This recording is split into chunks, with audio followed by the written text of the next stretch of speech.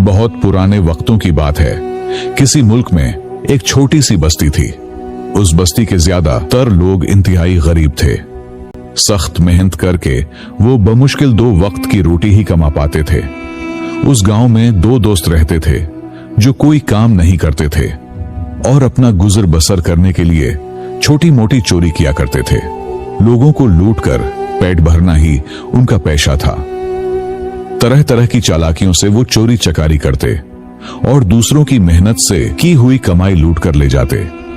बेचारे गांव वाले इन चोरों के नाम पर तड़पते और उन्हें बद्दुआएं देते। लेकिन इससे क्या होना था?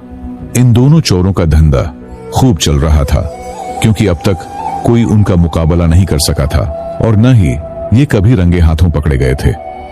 लोग सोचते थे कि जब तक इन चोरों को कोई बड़ा बदमाश नहीं मिलेगा, न ही इनकी शरारत खत्म होगी और न ही वो इस काम से बाज आएंगे। गांव वाले उस दिन का इंतजार कर रहे थे कि कब उन्हें कोई सबक सिखाने वाला मिले। लेकिन अभी तक इन चोरों का किसी अपने से ज्यादा चालाक इंसान से वास्ता नहीं पड़ा था। इसी वजह से ये दोनों बेखौफ हो गए थे। एक दिन ये दोनों चोर एक दरख्त के नीचे बैठकर किसी के घर में चोरी करने का ही मंसूबा बना रहे थे कि इनमें से एक कहने लगा, वैसे हमें अब इस बस्ती में चोरी करने का कोई फायदा नहीं होता। यहाँ के लोग बहुत कंगाल हैं। इतनी मेहनत से हम चोरी करते हैं और आखिर में हमारे हाथ क्या आता है? सिर्फ और सिर्फ चंद सिक्के। वो सिक्के जो 2 दिन में ही खर्च हो जाते हैं। हमारा अब इतनी छोटी चोरियों से गुजारा करना मुश्किल है। हमें हर दूसरे दिन चोरी करनी पड़ती है। क्यों ना हम किसी ऐसी जगह पर जाएं जहां के लोग बहुत अमीर हों। वहां अगर हम चोरी करेंगे तो हमें काफी लंबे अरसे तक कुछ नहीं करना पड़ेगा और हमें कोई पकड़ भी नहीं सकेगा। बेशक हम इस बस्ती में कभी पकड़े नहीं गए, लेकिन हम यहाँ पर बदनाम हो चुके हैं। हमें कहीं और जाना चाहिए जहां पर लोग अमीर हों और हमें नई शनाख्त भी मिल जाएगी। चनांचा दोनों ने फैसला किया कि शहर जाकर अपना धंधा जमा लिया जाए। शहर में लोग अमीर हैं। हर किसी के घर में खूब मालो दौलत और कीमती सामान होता है। वहां उनका धंधा जबरदस्त चलेगा। उसी मंसूबे के तहत दोनों चोरों ने एक सुबह बस्ती छोड़ दी और शहर की तरफ निकल पड़े। उन दोनों ने ऐसा भेष बना रखा था जैसे इनसे बड़ा शरीफ और नेक इंसान कोई ना हो।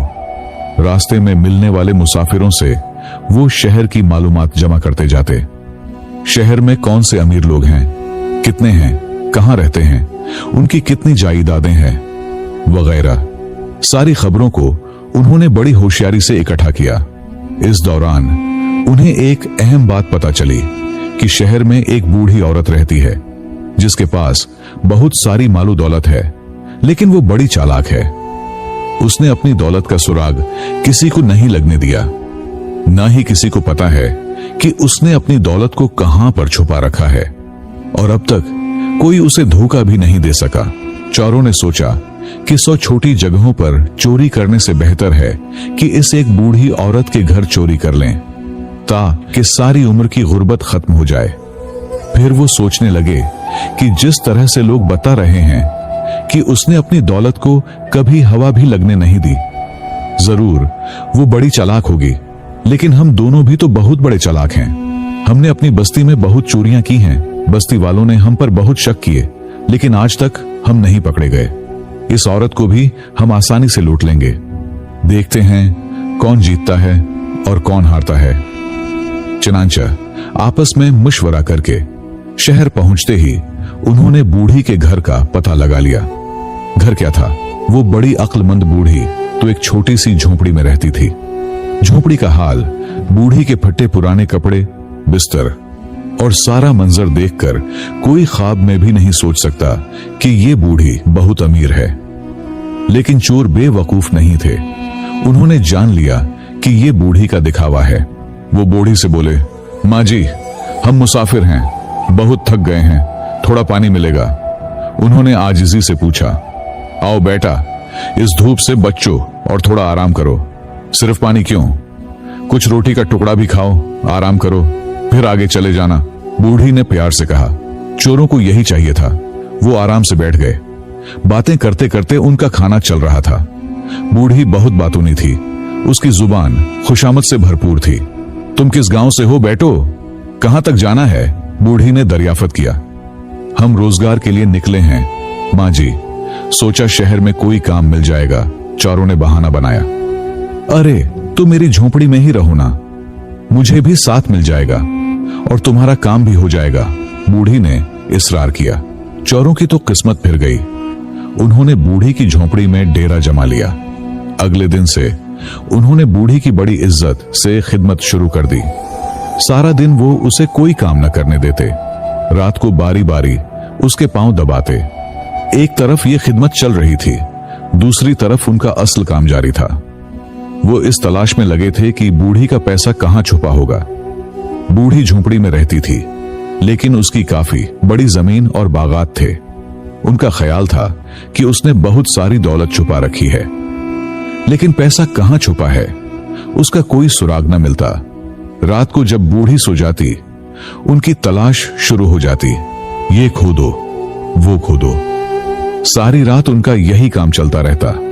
बूढ़ी की हल्की सी आहट पर वो सो जाने का बहाना बनाते। कभी कभार उन्हें लगता कि कहीं बूढ़ी उन पर नजर तो नहीं रखती, लेकिन उसे कभी उन पर शक न हुआ। वो बार बार कहती, आजकल चोरों की बहुत भरमार हो गई है, तुम होशियार रहना। एक रात दोनों चोरों ने बूढ़ी का चूल्हा खोद डाला। उन्हें लगता था कि चूल्हे के नीचे उसने जरूर दौलत छुपाई होगी, लेकिन रात भर खोदने के बावजूद कुछ भी न मिला। इतने में बूढ़ी की आहट हुई तो वो जल्दी से अपने बिस्तर पर जाकर लेट गए। बूढ़ी उठी, मलबे के ढेर के पास गई और सारा मामला समझकर जोर जोर से रोने लगी। चोर दौड़कर उसके पास आए और उसे बहलाने लगे, लेकिन वो कहां मानती थी। उन्हें डर था कि अगर उसकी चीखू पुकार से लोग जमा हो गए तो हंगामा हो जाएगा। बूढ़ी रोती रही, मेरा चूल्हा किसने उखाड़ दिया, अब मुझे नया चूल्हा बनवाना पड़ेगा। आखिरकार चोरों ने उसे नया चूल्हा बनवा देने का वादा किया और 4-5 दिन मेहनत करके उसे नया चूल्हा बना कर दिया। कुछ दिन और गुजरे। बातों में चोरों को पता चला कि बूढ़ी ने अपनी दौलत खेत में छुपाई है। बस वो फौरन काम पर लग गए। बूढ़ी की नजरों से बचकर उन्होंने खेत खोदना शुरू कर दिया। एक चोर बूढ़ी पर नजर रखता और दूसरा खेत खोदता। बारी बारी ये सिलसिला चलता रहा। देखते ही देखते पूरा खेत खोद डाला, लेकिन दौलत का एक जर्रा भी न मिला। चोर तंग आ गए और माथे पर हाथ रखकर बैठ गए। इतने में बूढ़ी आई और खोदे हुए खेत का मंजर देखकर जोर जोर से रोने लगी। अरे खुदा, अब क्या करूं? इन दोनों ने मेरा सारा खेत उखाड़ दिया। चोर उसे चुप कराते कराते खुद तंग हो गए। आखिरकार बूढ़ी ने कहा, बैठो, अगर खेत खोद ही लिया है तो अब हल चला दो। वैसे भी अब बोने के दिन करीब हैं। तुमने बड़ी अच्छी जमीन की खुदाई की है, परेशान मत होना। जब फसल पककर तैयार हो जाएगी तो तुम्हें भी तुम्हारा हिस्सा दे दिया जाएगा। बूढ़ी औरत शरारती मुस्कुराहट के साथ ये जुमला अदा करके वहां से चली गई। दोनों चोरों ने सर हिलाया और एक दूसरे का मुंह देखने लगे। खजाना मिलने तक उन्हें बूढ़ी की खुशामद करना ही थी, इसलिए वो बूढ़ी औरत की नसीहत के मुताबिक खेत में हल चलाने लगे। मेहनत की आदत ना होने की वजह से उनका बुरा हाल हो गया। बूढ़ी को मुफ्त के नौकर मिल गए थे, लेकिन इन चोरों ने हिम्मत न हारी। उन्होंने ठान ली कि बूढ़ी की दौलत हर हाल में हथियानी है, चाहे उन्हें बूढ़ी की कितनी ही खिदमत या खुशामद क्यों न करनी पड़े। अब तक वो बूढ़ी पर बहुत खुश हो चुके थे, लेकिन वो बूढ़ी औरत उनकी सोच से भी कहीं ज्यादा चालाक थी। उसने अपनी 80 साला जिंदगी में इन दोनों की तरह कई चालाकबाजों और चोरों का सामना किया था, और इन दोनों चोरों से भी निमटना उसके लिए कोई मुश्किल काम नहीं था। एक दिन बातों बातों में बूढ़ी ने उन्हें एतमाद में लिया और कहा, देखो, तुम दोनों अच्छे घर के लगते हो, मुझे तुम पर पूरा भरोसा है, इसलिए आज मैं तुम्हें एक राज की बात बताती हूं। ये बात किसी को नहीं बताना। मैंने बहुत सारी दौलत जमा की है। गांव में चोरों की भरमार है, इसलिए मैंने अपनी सारी दौलत शहर से दूर वाक़ एक खंडर में सुरंग के अंदर जमीन में छुपा रखी है। सोने और चांदी से बड़ा संदूक मिट्टी के संदूक में महफूज है। ऊपर बहुत सारा पत्थर, कांटे और मलबा भरा हुआ है। वहां पर कोई भी आता जाता नहीं। मेरे नजदीक सबसे महफूज जगह वो थी और आज तक उस जगह पर मौजूद खजाने को किसी ने हाथ तक भी नहीं लगाया। चूर कान लगाकर सुन रहे थे। उनकी खुशी की कोई हद न थी।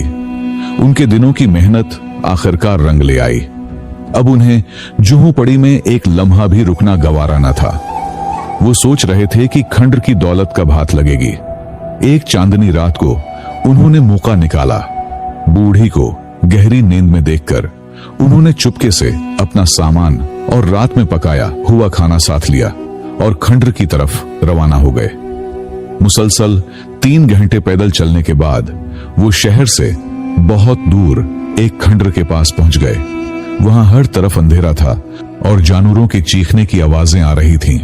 उन्होंने बस्ती में बहुत सारी चोरियां की थीं, लेकिन इस तरह किसी वीरान जगह पर चोरी करने के लिए वो कभी नहीं गए थे। वो खंडर सदियों साल पुराना लग रहा था। उसे देखकर उन्हें ऐसा लग रहा था कि जैसे ही वो खंडर के अंदर जाएंगे, वहां की दीवारें उनके ऊपर गिर जाएंगी। इस खंडर की दीवारें इंतहाई खस्ता हाल थीं, लेकिन वो भी क्या करते, खजाने की लालच उन्हें यहां तक ले आई थी। खैर, उन्होंने कड़वा घोंट पिया और खंडर के अंदर दाखिल हो गए। उनमें से एक ने दिया जलाया, जिससे हल्की सी रोशनी फैल गई। फिर वो सुरंग की तलाश करने लगे। ये खंडर अजीब तरह से तामीर किया गया था। उन्होंने सुरंग को तलाश करने की बहुत कोशिश की, लेकिन उन्हें सुरंग न मिली। वो जिस कमरे में भी जाते, वहां उन्हें तह खाने का रास्ता नहीं मिल रहा था। काफी देर तक वो गोल गोल चक्करों में घूमते रहे। खंडर की तामीर बहुत पेचीदा तरीके से की गई थी। अकेला आदमी अगर उस सुरंग के अंदर दाखिल हो तो वो गुम हो जाए। उसे समझ ही न आए कि वह किस कमरे से दाखिल हुआ था और किससे निकल रहा है। आखिरकार ढूंढते ढूंढते उन्हें एक कमरा दिखाई दिया। ये कमरा छोटा सा था, जिसे वो बार बार नजरअंदाज कर रहे थे। उनमें से एक कहने लगा, हमने यहां पर मौजूद तमाम बड़े कमरों को चेक करके देख लिया है, लेकिन तह खाने का रास्ता नहीं मिल सका। चलो इसे भी देख लेते हैं। वो जैसे ही इस कमरे में दाखिल हुए तो शर्मिंदगी से अपने आप पर हंसने लगे। तह खाने की सीढ़ियां उसी कमरे में थीं। उन दोनों ने अपना सर झटका और सीढ़ियों से नीचे उतरने लगे। नीचे उतरकर उनके सामने एक सुरंग थी, जिसके अंदर वो दाखिल हुए। इस सुरंग की हालत को देखकर यही लग रहा था कि जैसे सदियों से इस सुरंग में कोई भी दाखिल नहीं हुआ। इस सुरंग में मकड़ियों का जाला हर तरफ फैला हुआ था। इतना डरावना मंजर देखकर वह थोड़ा सा घबरा गए, लेकिन जब वो यहां तक पहुंच गए थे तो उनका लालच उन्हें यहां से आगे भी ले जा सकता था। वो दिए की रहनुमाई में आगे चलने लगे।